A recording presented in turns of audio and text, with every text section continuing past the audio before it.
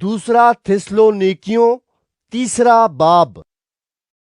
غرض اے بھائیو، ہمارے حق میں دعا کرو کہ خداوند کا کلام ایسا جلد پھیل جائے اور جلال پائے جیسا تم میں، اور کج رو اور برے آدمیوں سے ہم بچے رہیں، کیونکہ سب میں ایمان نہیں، مگر خداوند سچا ہے، وہ تم کو مضبوط کرے گا اور اس شریر سے محفوظ رکھے گا، اور خداوند میں ہمیں تم پر بھروسہ ہے کہ جو حکم ہم تمہیں دیتے ہیں اس پر عمل کرتے ہو اور کرتے بھی رہو گے۔